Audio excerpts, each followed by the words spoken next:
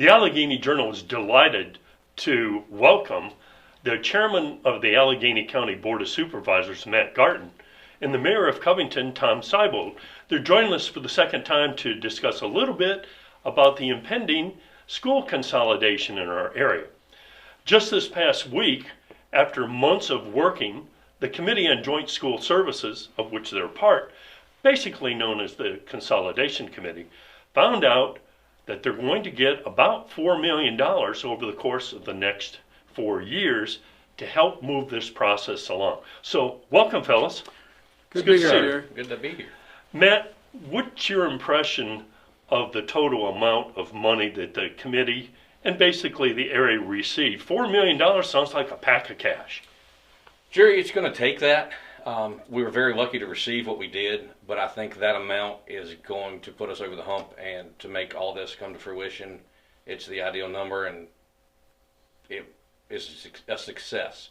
And it took a lot of work to get there, and there's thanks going out to our representatives, the members of the boards. There's, I'm excited and ready to get this going, but I don't know.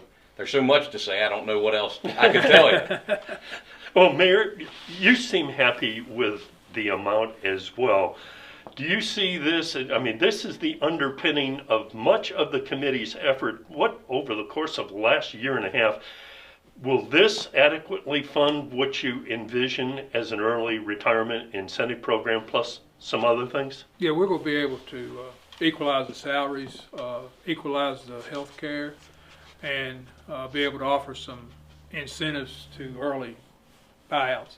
The thing that we don't talk about that much is the first check is $1.2 million. Then the next one's $600,000, but you don't need all of that until next year, July. So you've got 1.8 to start with, and not a lot of people are recognizing that. So I think that makes a big difference that you have almost $2 million to start with. Well, it does sound like a chunk of change, guys, and this is what you envision, this whole process. You've given it plenty of time to come to fruition. Matt, can you tell the public what is the timeline so everybody can get a good feel for, okay, we're going to envision and publish an early retirement incentive program, and this is going to happen. Can you give us a rough timeline? 2022 is when we merged the systems, the administration side of the systems. At that point, we come up with the ERIP. It's called, Early Retirement Incentive Program, or a retirement roll-off. Once the administration puts their heads together in the central office, we'll begin looking at personnel and who's eligible and that kind of thing. Volunteers first, obviously, and then who would be next, and have a plan going forward on a 3-year. And Mr. Mayor, along the way, prior to the formal vote to say we're going to go ahead with consolidation, there were a few naysayers. There may still be. What are you hearing on the street or in the halls of government these days about the attitude of the average Covington citizen with respect to this plan? Jerry, I probably get hung for saying this, but I think there's a silent majority out there. A lot of people walk up to me in stores and on the street and call and thank us all for what we've done. Then there are some that are still opposed to it. Different reasons. I think one of the problems was lack of communication, but we don't know. We didn't know a lot of the answers until just now. We're starting to get stuff where we know where we're going, but a lot of it was just piece at a time, putting it together. To me, we had steps to take, and we took one step at a time, and that's brought us to this point. Well, maybe the Journal and the other news outlets could have done a little bit better job in making sure that everybody was as well informed as possible. But Matt, the result looks like you had pretty good cooperation from State Senator Deeds and Delegate Austin. Is that what you found? Yes, sir. We can't say enough about the help we got through Delegate Austin and Senator Deeds. Much of the legislature, we couldn't have hoped for a better outcome. It was a success, and we're greatly indebted to those gentlemen and the entire legislature. This is the first time it's been done in the state under these conditions, voluntarily and not as a municipality. And it's just, we're basically writing the book as we go. Mm-hmm. Well, and last night, Mr. Mayor, the committee agreed to hire a Mr. Witt from Right. Halifax County as a facilitator. What is his role in this whole process? He's going to help guide us through the establishment of the system. He's a former school superintendent. He's a former member of the Board of Supervisors.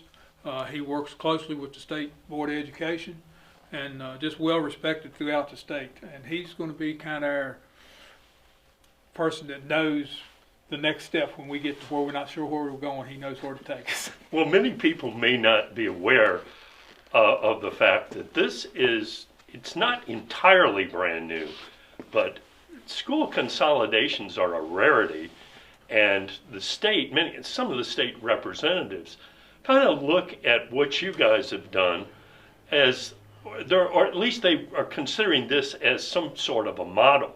So the fact that you guys took a year and a half or however long to do this, it Feels a lot seems longer than that. it may be longer. You guys have received pretty high praise for 8 this. years. Is it time to celebrate a little bit anyway? But Yes. It is time to celebrate a little bit. We're nowhere close to finished. Like I said, it's a step at a time. We've gotten a lot of the stuff behind us. We've got a long ways to go. There are other areas of the state that are looking at what we're doing. You get down around Martinsville, Henry County down in there, they want to see how this works. Out around the coast, on the East Coast, there's a couple school systems out there that are talking about doing this, and a lot of them were just looking to see how this plays out. So it's going to be the blueprint of how this happens around the state from now on, I think. well, let's switch gears a little bit. Matt, you're on the athletics subcommittee, and not a lot of public discussion has occurred about what's going on with athletics and all, but you've got a good group who's working towards unity. Can you give us a little overview of what's been going on there? Yes, sir. There's several steps that have to be taken, and obviously everybody wants to know what the uniforms are going to look like, who will play, what the mascot will be, and what the name is. So the athletic subcommittee was tasked with kind of to get the ball rolling with names. There'll be, and we've advertised, we want community involvement. There'll be basically like a poll put out. There'll be somewhere between 7 to 10 names for people to choose and a write-in option. The poll will probably be a Survey Monkey type poll that we'll obviously need to put on your website and different websites like the Chamber of Commerce and different things in order to encourage community involvement. We'll then take the top 3, put another poll out for our naming of our area school system, or high school or school, high school, middle school.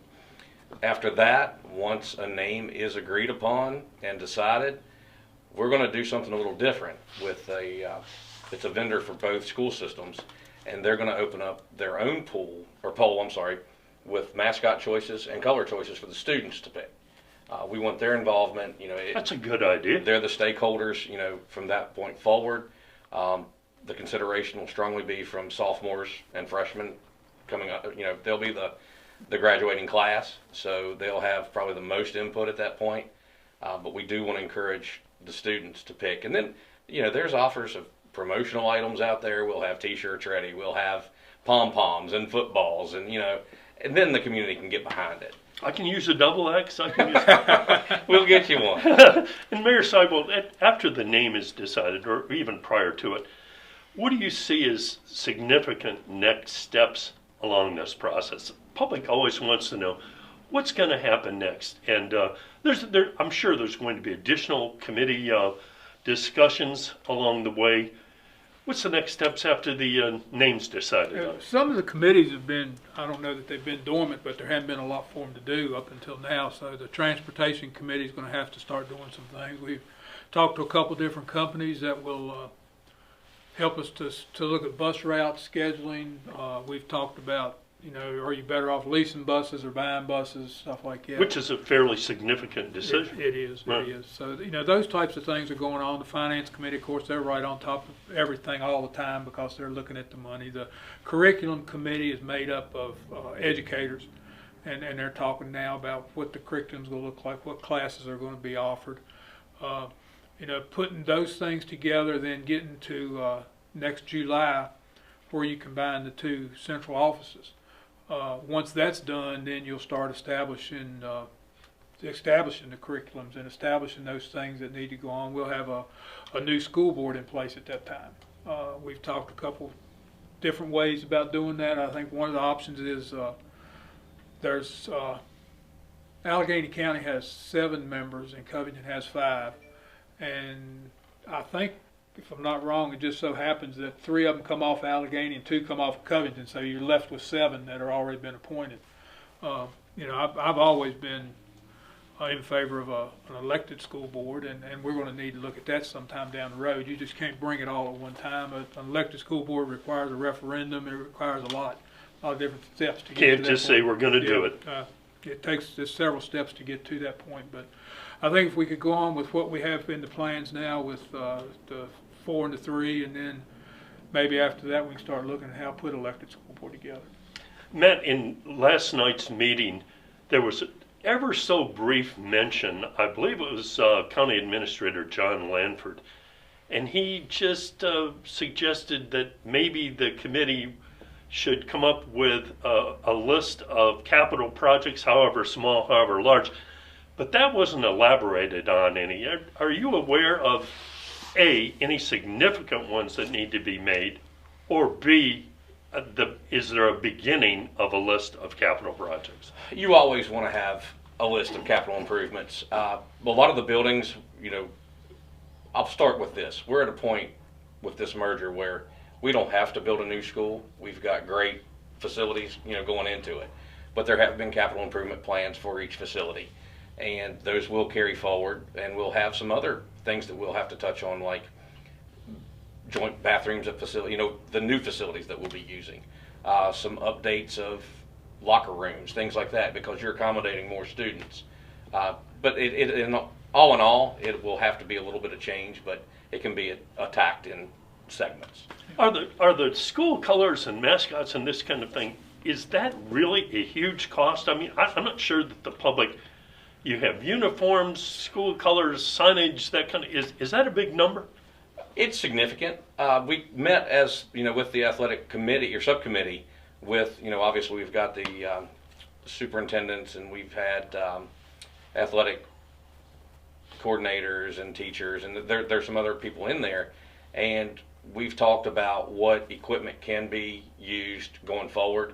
They've got a lifetime on certain pieces like helmets and shoulder pads and protective gear. So we're looking to see what will be feasible when the new system starts up to save a few dollars. You've got band uniforms, you've got cheerleading uniforms, you've got... Starts sounding like a big number. Yes, sir. It starts to grow, and the company that we're using, it's called BSN, and they're familiar with this process. They've done mergers across the United States, and they're very excited to work with the two to become one. Mascots, I think they've got 14,000 different mascots to choose from, and a huge palette of colors to pick from. But we'll have it narrowed down a little bit given the name of the community and different things. But we want involvement from everyone we can get. Mr. Mayor, on Wednesday's Covington School Board meeting, there was some discussion about getting the Covington teachers and staff and Alleghany County teachers and staff, either getting them together or having informational sessions so that the integration goes as smoothly as possible. Is that something that you think is significant? Yeah, it is. It is significant, Jerry. And some of that's already been going on. They train together. A lot of times they'll have different sessions set up where there's teachers from both systems there. I know that there's an educational wing, I'd say, of the Alleghany Foundation. They do a lot of joint training. So they've been together in some situations, and that'll happen more and more as we move forward. But when you start talking about those things, those are superintendents and school board jobs. That's not stuff we need to be that much involved with. One of the things about the capital outlays is the facilities committee did an in-depth study of all the school buildings. So there is a pretty nice document to tell you what each business, each school needs. With Covington, for example, I think there's some ADA issues in Covington because the building's so old. They don't have the ADA compliance things in a couple places in Covington. So that's something that's going to have to be looked at right away. But as far as a major undertaking right off the bat, there's nothing that's on that, according to that study that I see, that would be a huge expense right off the bat. And as a final item, and this is a question to both of you, many parents have students who use the JRTC. We're talking about a couple hundred. How do you see the JRTC fitting in with this overall consolidation plan? The JRTC is almost a subset of a concept that proves that the kids can get along. How do you view how the JRTC fits in, Matt? You want to take this one first? Or Mayor? I've always thought JRTC was very important to our schools. It's going to be a whole lot simpler now because that was one of the deciding factors in which school would be the high school, that JRTC is beside Allegany's building. And so now that won't be that busing back and forth from Covington, they'll be able to walk up to the to the vocational school instead of having to ride a bus for 30 minutes or so. Hopefully we're going to be able to add some different programs. Again, it's nothing we've talked about, but I've always wondered why we didn't teach paper making at our vocational school. That's certainly the ease of access. Yeah. Would you agree, Matt? I mean, the numbers have suffered a little bit this year who go to attend JRTC, but that may have been a function of this in-person learning, at least for a while. Right next door, I mean, what's there not to love? The JRTC belief was basically the little sister of this whole system, what it's grown into. It was a joint venture between the two school systems, and it was positive. And now, given the environment today, on-the-job training and technical training it's huge now. It's a need. And I think that, with the Covington system, the detriment to going to JRTC from Covington was, I want to say, 8 days basically spent over the year on a school bus or something like that, by the time, in transit. So you're not going to have that anymore. It's going to be right there. You'll get 4 years or 3 years of study, direct study, and hopefully more programs. Yeah. I hope that we can offer more. I think that technical training now is as important as it has been since 1945, after the war, when everything started to come back to the U.S. I think now is when we need to concentrate on that with all we can get. The community thanks you guys very much, and the entire Committee on Joint School Services, for your leadership and success. It's one thing to be leaders, it's another thing to be successful leaders. We know you're extremely busy, and we appreciate you allowing us to pop several questions to you. I can't wait to tell my 7-year-old I was on with Tom and Jerry today. Thanks again for joining us. Thank you. Thank you, Jerry.